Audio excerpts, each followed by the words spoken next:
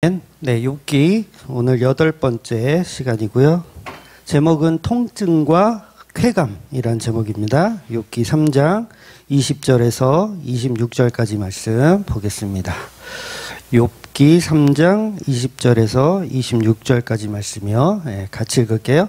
어찌하여 고난당하는 자에게 빛을 주셨으며 마음이 아픈 자에게 생명을 주셨는고 이러한 자는 죽기를 바라도 오지 아니하니 땅을 파고 숨긴 보배를 찾음보다 죽음을 구하는 것을 더하다가 무덤을 찾아 얻으면 심히 기뻐하고 즐거워하나니 하나님에게 둘러싸여 길이 아득한 사람에게 어찌하여 빛을 주셨는고 나는 음식 앞에서도 탄식이 나며 내가 앓는 소리는 물이 쏟아지는 소리 같구나. 내가 두려워하는 그것이 내게 임하고 내가 무서워하는 그것이 내 몸에 미쳤구나. 나에게는 평강도 없고 안일도 없고 휴식도 없고 다만 불안만 있구나. 네, 아멘. 네, 계속해서 3장은 욥이 자기 생일을 저주하는 내용을 보고 있습니다. 네, 우리가 읽은 20절 번역이 좀 이상하죠. 이상해서 해석하기가 어려울 수 있는데 고난을 당하는 자에게 빛을 주셨으며 이렇게 해석했어요.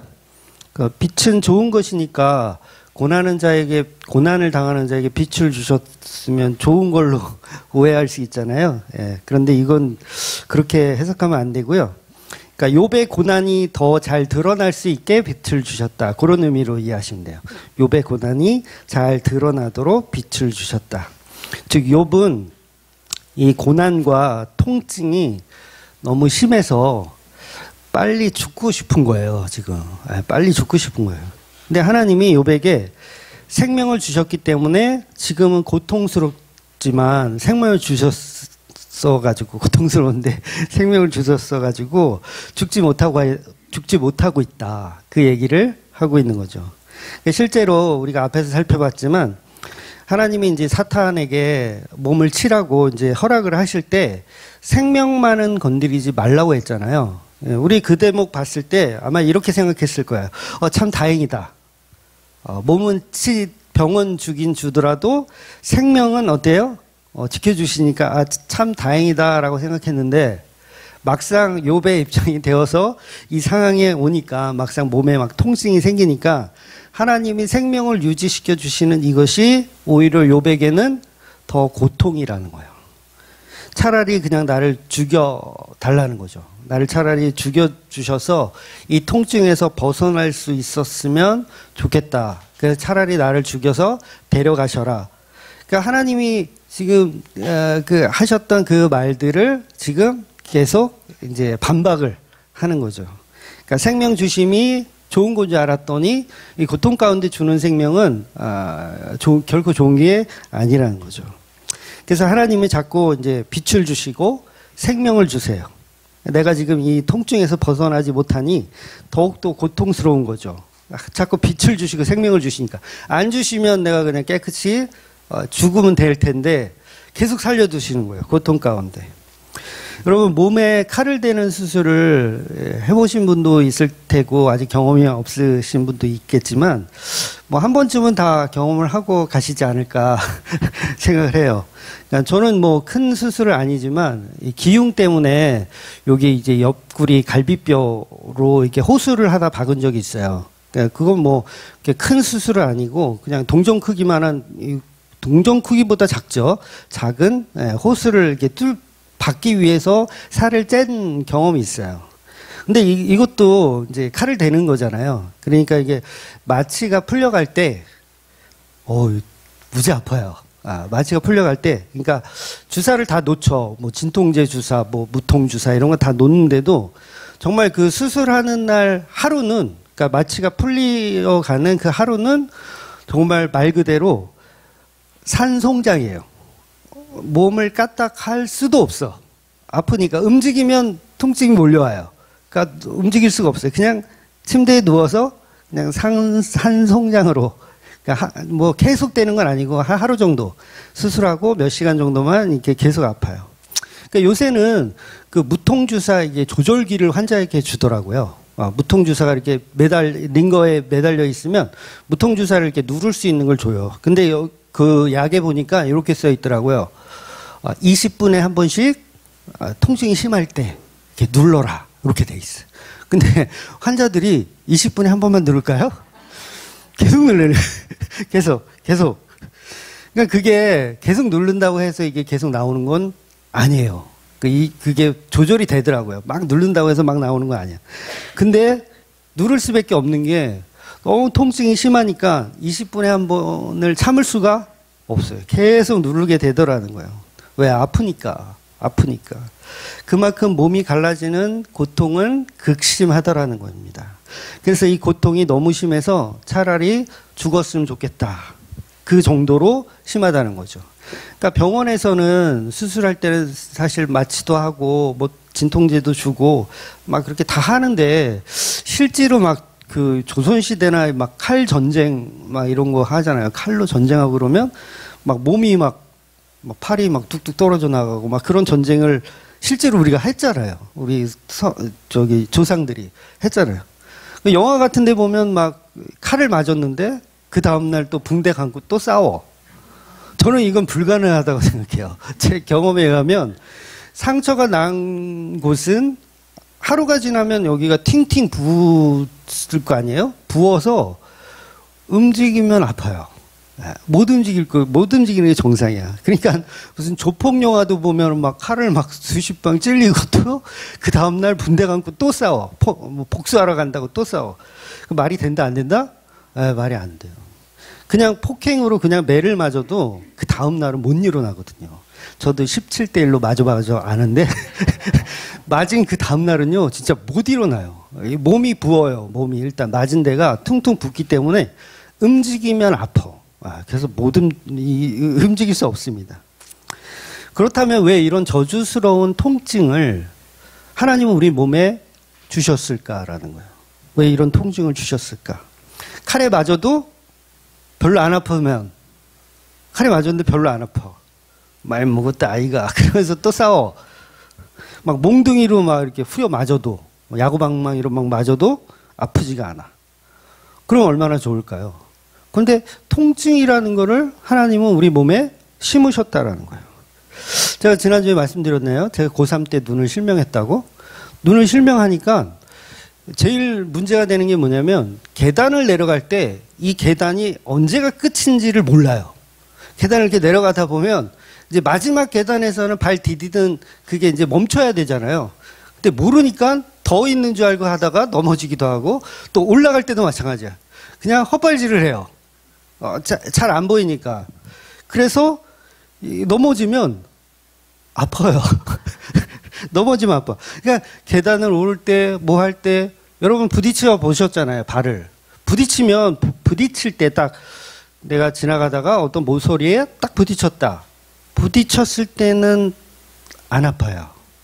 부딪히고 한 1초 지난 다음에 통증이 몰려오죠. 이런 통증을 왜 하나님은 심어주셨을까? 이건 왜 그럴까요?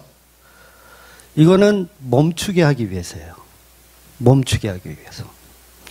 예를 들어서 통증을 느끼지 못한다면 뜨거운 가스불에 손을 대면 통증이 없다. 그러면 어디서 좋은 냄새가 나네. 그러고 있을 거죠.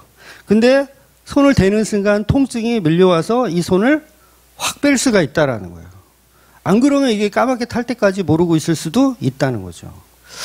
제가 아기 때 엄마의 말로는 제가 만둣국에 빠졌다는 얘기를 들었던 것 같아요. 저는 무슨 국인지 정확히 기억은 안 나는데 만둣국에 제가 빠졌대요. 그래서 지금도 다리가 약간 까맣게 흉터가 있어요. 그러니까 이게 중학교, 고등학교 때는 저는 이게 뗀 줄 알았어. 뗀 줄 알았어. 저는 이제 만둣국에 빠졌다는 걸 알지만 이 상처에 대한 그 개념이 없으니까 이 뗀 줄 알았어. 근데 아무리 닦아도 안 지워져. 근데 그게 흉터였던 거죠. 저희 집사람이 그 여름에 반팔 안 입는 거 아세요? 반팔 왜 안 입냐면 이 친구도 저하고 비슷한데 빠졌나 봐. 그래서 더 심해요. 저보다 더 심해요. 저는 그냥 이렇게 색깔만 약간 까만데 우리 집사람은 짜글짜글해요. 진짜. 이 팔꿈치 요 안쪽이 짜글짜글해서 저만 만질 수 있는 유일한 유일한 곳인데 짜글짜글해요. 왜냐면 어릴 때 그 뜨거운 거에 어떻게 데웠대요. 그래가지고 지금도 왼손 손등을 까매요. 우리 집사람이. 가뜩이나 까만 얼굴에 손까지 데워가지고 손은 더 까매. 그런데 중요한 건 통증이라는 게 없었으면 저와 저희 집사람은 아마 죽었을 거예요. 그렇죠? 이게 뜨거우니까 소리라도 지르고 막 발악을 하니까 살 수 있었던 거라는 거죠. 즉, 이 통증이라는 게 저주인지 알았지만 저주가 아니고 이거는 우리를 살리기 위한 하나의 시스템이며 도구였다라는 거죠. 뜨거운 것을 만지는 것이 예를 들면 죄라고 한다면 우리는 그걸 멈출 수 있는 통증을 갖고 있어야 된다는 거예요. 그리고 이미 하나님이 그 통증을 심어 주셨고요. 그래서 나병 환자들도 보면 뭐 제가 들은 얘기인데 나병 환자들은 이게 손의 감각, 몸의 감각이 없대요. 촉감을 다 이게 피부가 다 망가지는 병이니까 촉감이 없대. 그래서 막 빗자루짓을 막 하다가 손가락이 툭 잘라 나가도 모른다고 하더라고요.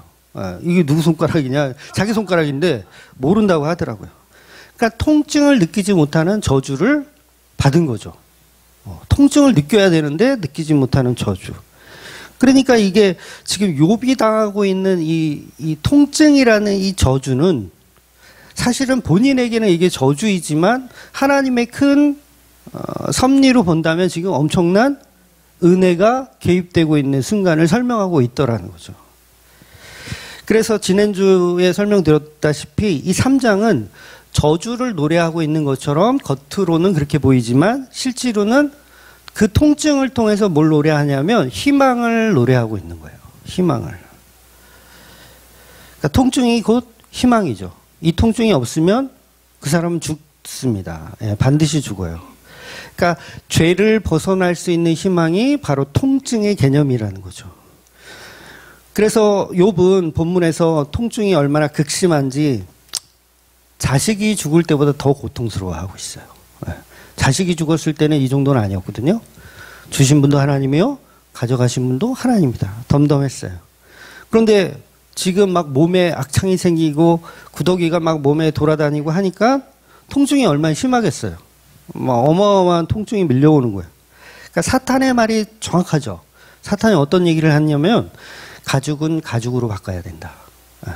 자기가 고통당하는 그 통증을 느껴야 원망할 수 있다라고 사탄이 말한 그대로 된 거예요. 사실은 어마어마한 통증을 느끼고 있습니다. 그래서 인간은요, 정말 잔인하기도 하면서 서로 사랑할 수도 있는 게 뭐냐면 이 통증을 얼마큼 공유하느냐예요. 얼마큼 공유하느냐, 얼마큼 공유하지 못하느냐에 따라서 사람의 사랑의 크기가 달라지더라는 거죠. 여러분, 사랑하는 사람들끼리는 통증을 나누는 거 아세요? 경험이 없으신가요? 사랑하는 사람이 아프면요, 나도 아파요. 이게 육체적으로 아픈 게 아니라 정말 그 통증의 데미지만큼 사랑하면 사랑할수록 그 크기가 같아지는 거예요. 그래서 영화, 드라마 그것도 있잖아요. 아프냐? 나도 아프다. 맞나요? 죄송합니다. 그런데 반대로 이 통증을 전혀 공유하지 못하는 사람들도 있어요. 그걸 이제 현대에서는 사이코패스다라고 표현하죠. 통증을 전혀 공유 못해요. 그래서 막 토막살인을 하기도 하고 전쟁을 일으켜서 수많은 사람들을 막 학살하기도 하고. 그러니까 인간의 고통을 헤아리지 못하는 거예요. 전쟁의 명분이 그 통증보다 더 위대하다고 생각하는 거죠. 그래서 인간은 이렇게 두 가지로 통증을 같이 공유하는 사람, 같이 공유하지 못하는 사람이 있다라는 거예요. 아마 우리도 뭐 서로 여기 뭐 사이코패스가 없으시겠지만 서로 이게 통증을 공유하는 사람이 있고 공유 못하는 사람이 있을 거예요. 여기서 지금 불이 났다. 갑자기 불이 났다. 그러면 저 입구로 나가야 되잖아요. 그럼 과연 우리는 서로 먼저 나가겠다고 싸우면서 서로 죽일까? 아니면 서로 먼저 나가라고 이렇게 할까? 우리는 어느 쪽일 것 같아요? 그럼 뭐 당해봐야 알죠. 그죠? 그런데 분명한 거 그 둘 중에 하나가 반드시 우리한테는 내재되어 있다라는 거예요. 그래서 싸우려고 하는 사람들, 먼저 나가겠다고 싸우려고 하는 사람들은 나의 고통은 알지만 남의 고통을 인지하지 못하는 사람들이고, 그다음 후자의 경우, 나는 못 나가더라도 너는 나가라라고 하는 경우는 이제 나의 고통보다는 남의 고통을 더 공감하는 그런 유형이라고 할 수 있죠. 그런데 불이 나도 자기 할 일을 그냥 하고 있는 사람도 있겠죠. 나가든 말든지 나는 그냥 내 할 일 한다. 그런 사람들은 고통 자체가 없는 거예요. 그런 사람들이 오히려 불쌍한 겁니다. 완전한 저주죠. 여러분 그 영화, 그 옛날 영화인데 마루타, 기억나세요? 마루타. 그 화질도 아마 이상할 거예요. 하도 오래된 거라서 그 일본에서 우리나라 사람들 가지고 막 생체 실험 막 이렇게 한 거. 거기 보니까 그런 장면이 있었어요. 그러니까 아기하고 아기 엄마를 한 방에 놓고 불을 떼. 근데 그 불이 너무 뜨거워. 그러니까 이게 과연 모성애가 더 강할까 아니면 자기의 통증을 더 강하게 느낄까를 테스트한 거예요. 그랬더니 그 영화에서는 처음에는 아기를 안고 엄마가 있지만 결국은 어떻게 되냐면 아기를 바닥에 내려놓고 그 위에 엄마가 올라서더라고요. 그러니까 통증을 못 견디는 거예요, 인간이. 뭐 이게 뭐 정확한 데이터는 아니에요. 그냥 그 영화에서 그랬다는 거예요. 그러니까 인간도 어떻게 보면 통증을 함께 공유하지 못한다면 짐승과 다를 게 없다라는 거예요. 여러분 동물들은요, 배고프면 동족도 잡아먹어요. 저는 물고기를 키워봐서 아는데요, 배고프면 뜯어먹더라고요. 그러니까 일단 꼬리부터 뜯어먹어요. 꼬리부터 막 다니면서 다 뜯어먹어. 결국은 죽으면 또 다 뜯어먹고. 성경에도 나오지만 전쟁 중에 자기 자식을 삶아먹는 내용이 나오잖아요. 그러니까 인간은 이만큼 통증에 대한 잔인함이 있는 거예요. 통증에 대한 잔인함. 그러니까 내 통증은 못 견디는 거죠. 그러니까 욥이 어느 정도 지금 이해가 되시죠? 욥은 극심한 이 통증 가운데 있으면서 다 버린 것처럼 표현하는 거예요. 다 잃었다. 그러니까 완전히 밑바닥까지 내려간 거예요. 완전한 저주, 인간이 할 수 없다라는 그 저주까지 내려보내는 거예요.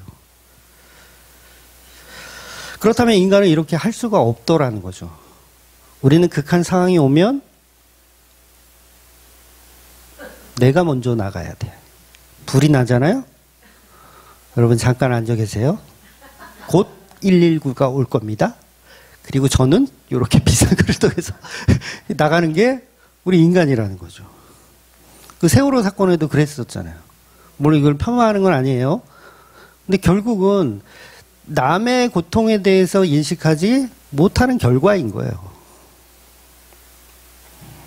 그래서 우리 인간은 남의 고통을 100% 수용하고 이해할 수 있다 없다? 없다는 거예요. 그게 부모가 됐든 자식이 됐든 사랑하는 애인이 됐든 남편이 됐든 불가능하다는 거예요.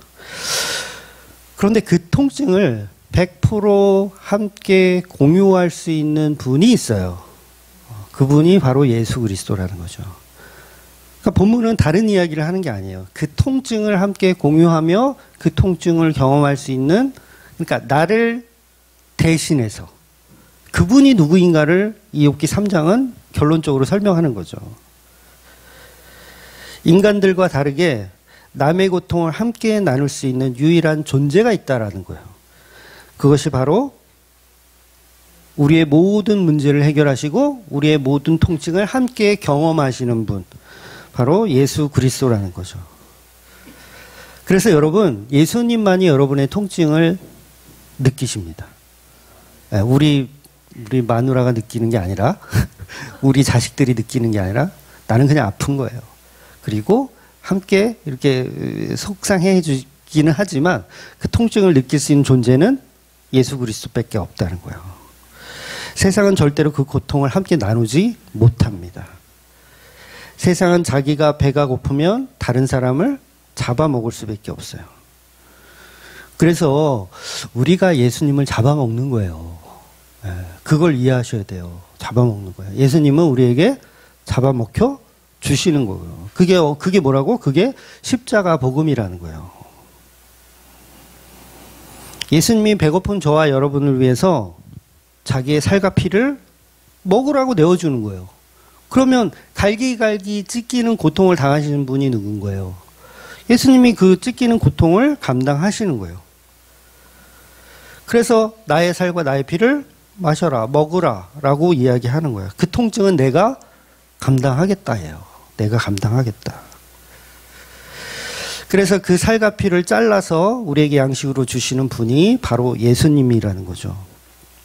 우리는 예수님을 흉내내면서 빵을 나누어주고 기부를 해주고 이러면서 예수님처럼 우리도 고통을 함께 느낄 수 있다라고 이렇게 우리가 흉내를 내지만 사실 우리가 흉내낼 수 있는 부분은 아니더라는 거죠.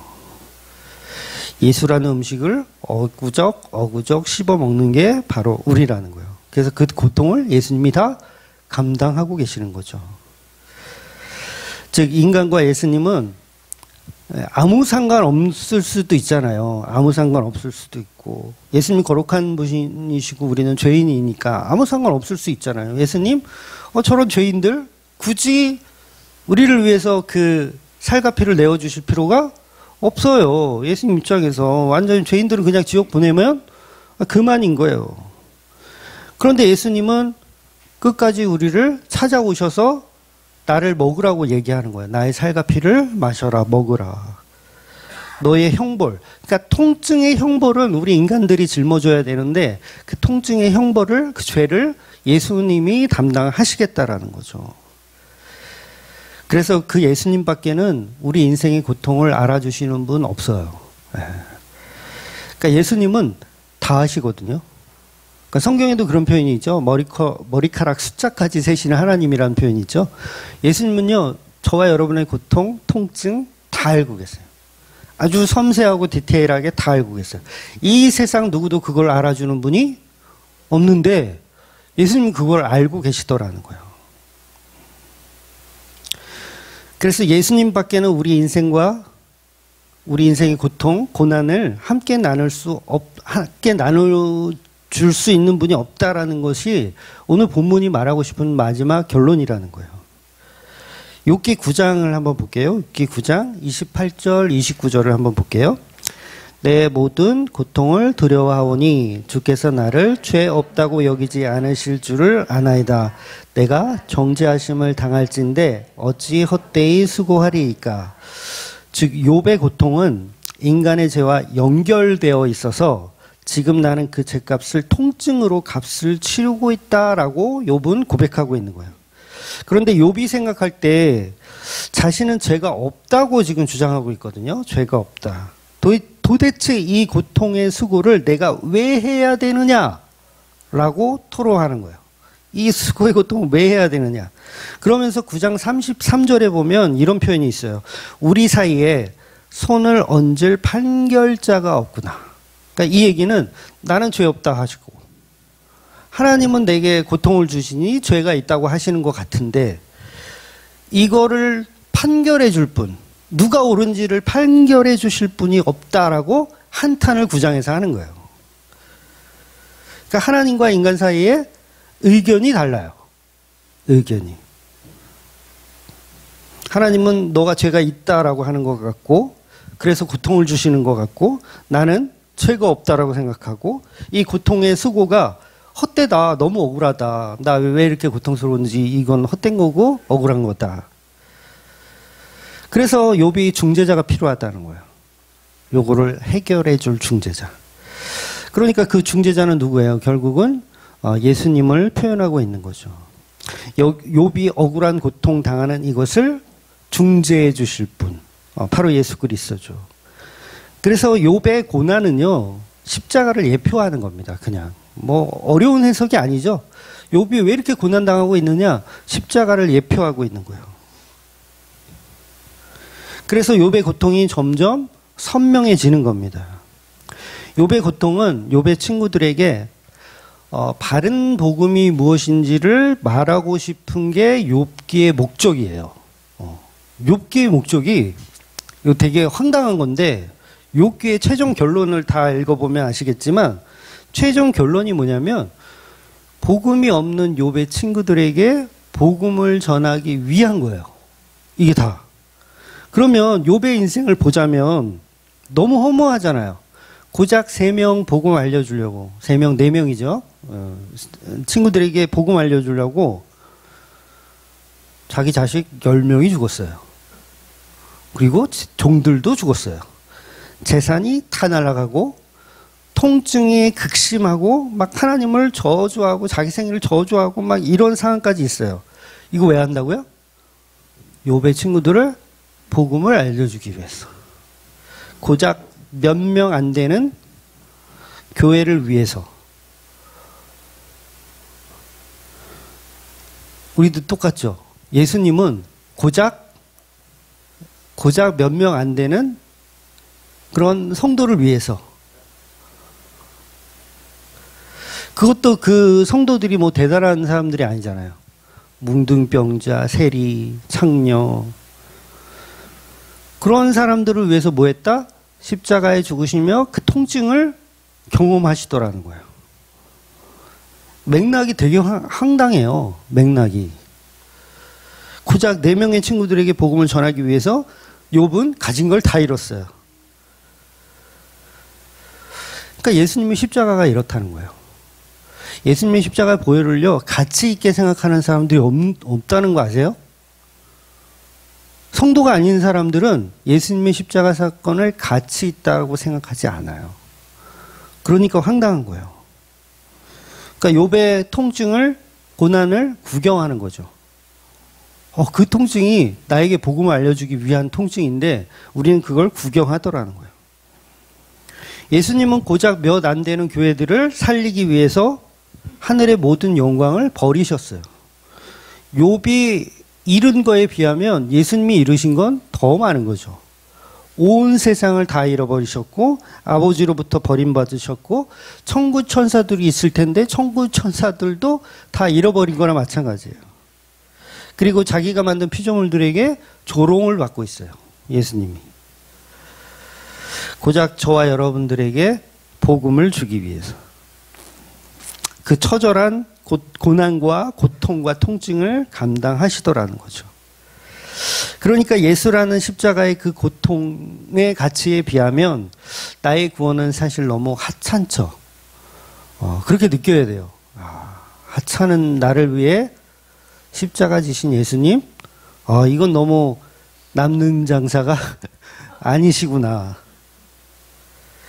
그런데 놀라운 건 그만큼 성도를 보배롭게 여기신다는 거예요. 누가? 예수님이. 아니야. 너는 내가 가치 있어. 너에게 나는 가치가 있어. 내가 십자가에 달려서 나의 살과 피를 다 내어줄 만큼 가치 있어 라고 말하는 게 또 복음의 반전이라는 거죠. 그래서 이 진리를 아는 사람은 예수님을 사랑하지 않을래야? 않을 수가 없는 거죠. 아니 내가 뭐라고 하늘 영광을 버리고 십자가에 지시면서까지 그 복음을 나에게 알려주시고 그 구원의 구속을 설명해 주시는지, 이거는 정말 이 사랑의 크기를 감동하면 이건 진짜 엉엉 울고 다녀도 시원치 않은 거죠. 그러니까 욥의 친구들이 이 사실을 알았을 때, 나중에는 이제 알게 되거든요. 알았을 때 이 욥을 어떻게 생각할까? 내가 뭐라고 너가 이렇게 고난을 당하니? 이런 생각하지 않겠어요? 내가 뭐라고? 그러면 그때는 진짜 이 친구들이 같이 서로 부둥켜 안고 울겠죠. 너무 은혜를 알게 되는 거죠. 그래서 결국 욥기가 욥의 고난을 통해서 친구들에게 복음을 전하는 것이 목적이니까 이 복음을 알게 된 친구들은 욥을 너무나도 사랑할 수밖에 없게 되더라. 이걸 표현하고 있는 거예요. 그래서 우리는 예수님을 사랑할 수밖에 없는 존재로 밀어 넣으시기 위해서 욥기가 있는 거예요. 너희들을 이렇게 사랑하신단다라고. 그러니까 우리가 복음을 모르면, 친구들은 계속 복음을 모르는 상태에서는 욥을 계속 정죄하거든요. 다음 주부터는 이제 엘리바스라는 친구의 대사가 계속 나올 거예요. 4장, 5장 이렇게 나올 거예요. 근데 그 내용이 다 욥을 조롱하고 저주하는 내용들이에요. 그런데 욥의 결론에 가면 그 욥의 고난의 이유가 친구들 때문이라는 거죠. 그렇게 저주하는 친구들을 위해서 욥이 고난을 받고 있는 거예요. 그러니까 너무 십자가와 일맥상통하지 않아요? 우리는 십자가 지신 예수님을 막 조롱하고 침뱉고 채찍으로 때리고 이랬는데, 그 십자가 받으신 그 예수가 누구를 위해서 십자가 지신다고요? 그 때리는 자를 위해서 십자가를 지시더라는 거예요. 십자가에 못 박으라고 소리 지르는 자를 위해서 십자가를 지시더라는 거죠. 그래서 욥기의 결론은 그 친구들의 복음을 위해서라는 거죠. 욥기 42장 7절을 볼게요. 이 결론 부분. 여호와께서 욥에게 이 말씀을 하신 후에 여호와께서 대만 사람 엘리바스에게 이르시되 내가 너와 내 두 친구에게 놓아노니 이는 너희가 나를 가리켜 말한 것이 내 종 욥의 말 같지 옳지 못함이니라. 그러니까 하나님이 욥의 친구들에게 노하셨어요. 화가 나셨어요. 왜냐하면 너희들의 말이 복음의 말이 아니기 때문에 화가 나신 거예요. 욥의 친구들의 말은 복음의 말이 아니고 비복음이었어요. 그러니까 죄인은 욥이 아니고 너희들이 죄인이라는 거죠. 욥의 그 친구들인 너희가 죄인이다. 죄인이라면 반드시 욥이 당한 고통을 똑같이 경험해야 되는데, 그 고통의 경험은 예수님으로 끝나요. 아니, 욥으로 끝나. 그러니까 사실 죄는 누가 더 많이 졌어요? 친구들이 더 많이 졌죠. 그러면 욥이 당한 지금 이 고난들, 자식이 죽고 종들이 죽고 뭐 몸에 악창이 생기고, 요걸 엘리바스와 그 친구들도 경험해야 되죠. 근데 경험하지 않아. 뭘로 끝내냐면 제사 드리는 걸로 끝내고 욥이 기도해 주는 걸로 끝내버려요. 그리고 나서 죄가 없다라고 칭함을 줘버려. 너무 황당하지 않아요, 복음이? 저와 여러분이 그런 상황이라는 거예요. 십자가는 사실 우리가 져야 할 우리의 죄성입니다. 십자가는 죄의 상징이고 그거에 대한 대가예요. 그걸 우리가 치러야 돼요, 그 십자가를. 그런데 예수님이 십자가를 다 감당하시고 우리를 구원하시더라는 거죠. 그래서 우리가 고통받지 않는 건, 십자가의 고통을 받지 않는 건 우리가 죄를 우리가 뉘우쳐서가 아니에요. 예수님이 이미 해결하셨기 때문에 그렇습니다. 그러니까 지옥의 통증, 지옥의 고통은 예수님이 감당을 하셨어요. 그러니까 성도는 내가 어디에 있든 그 예수 안에서 그 은혜를 경험하는 거죠. 감사함을 느끼는 거죠. 욥기 42장 8절 보겠습니다. 그런즉 너희는 숫소 7곳과 순양 7을 가지고 내 종 욥에게 가서 너희를 위하여 번제를 드리라. 내 종 욥이 너희를 위하여 기도할 것인즉 내가 그를 기쁘게 받으리니 너희가 우매한 만큼 너희에게 갚지 아니하리라.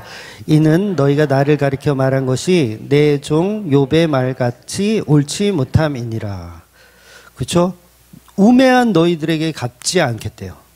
너희들이 십자가 지고 고통받아야 되는데 그거를 갚지 않겠다. 이미 욥이 해결을 했다라고 이야기하시는 거죠. 그러니까 너희도 십자가에 죽어 마땅한 죄인들이다. 그러나 욥이 이미 십자가를 감당했고 그 고통이 다 해결됐고 그 해결하신 그분이 너희를 위해서 기도하니 욥의 희생으로 인해 너희가 그 우매한 행동을 했음에도 불구하고 해결이 되었다라고 말씀하시는 거예요. 즉 죄를 묻지 않겠다라고 하시는 거예요. 그러니까 복음이죠. 복음. 욥이라는 사람을 통해서 복음을 설명하고 있는 거예요. 그러니까 욥의 희생을 기쁘게 받았다라는 거죠. 결국 하나님이 받으시는 제물은 그럼 뭐가 되냐면 8절에 나오지만 내가 그를 기쁘게 받았으니 이렇게 표현하는 거예요. 내가 그를 기쁘게 받았으니. 누굴 받았다는 거예요? 욥을 받았다는 거예요. 하나님이 내가 욥을 이미 기쁘게 받았으니 욥의 친구들 너희들에게 죄를 묻지 않겠다. 예수님이 이미 십자가에 그 모든 제물 대심으로 하나님이 이미 기쁘게 받았으니 더 이상 예수님이 우리에게 기도해 주시는 그 대상들에게 죄를 묻지 않겠다 말씀하시는 거예요. 너무도 정확한 예수 그리스도의 예표를 표현하고 있는 겁니다. 그러니까 욥기 읽으면서 우리가 당하는 고통을 우리가 열심히 견뎌서 잘 이겨내면 30배, 60배의 어떤 축복이 더 올 것이다. 이런 류의 해석은요, 정말 쓰레기입니다. 네, 여러분 잘 이해하시죠? 그런 류의 얘기는 다 쓰레기예요. 욥기는 지금 예수 그리스도를 설명하고 있는 거예요. 십자가 지신 예수, 중재자이신 예수. 그래서 욥이 예수님의 모형이라는 거죠. 그래서 본문 3장에 욥이 하는 이 생일 저주는 예수님이 십자가에서 당하는 고통을 노래하고 있는 거예요. 예수님이 십자가에 당하는 고통을 욥기 3장이 그대로 노래하고 있는 거예요. 그래서 이 노래는요, 결국은 찬양입니다. 욥은 저주를 하고 있는 게 아니라 사실은 찬양을 하고 있는 거예요. 누구를 찬양하고 있는 거예요? 예수님 찬양하고 있는 거예요. 예수님의 십자가를 찬양하고 있는 거예요.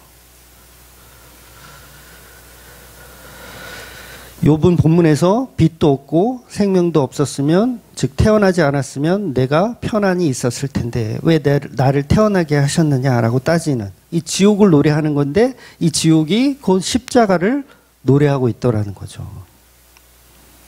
그러니까 본문은 죄를 표현하는 것이기도 하면서 동시에 죄를 도말하는 십자가를 표현하기도 하는 거예요. 결국은 죄를 쏟아내고 있는 욥은 십자가 지신 그리스도를 표현하는 겁니다. 그래서 십자가의 이 표현이 이 3장 욥의 생일 저주는 성도에게는 저주가 아니에요. 3장 읽으면서 지난주에도 말씀드렸죠.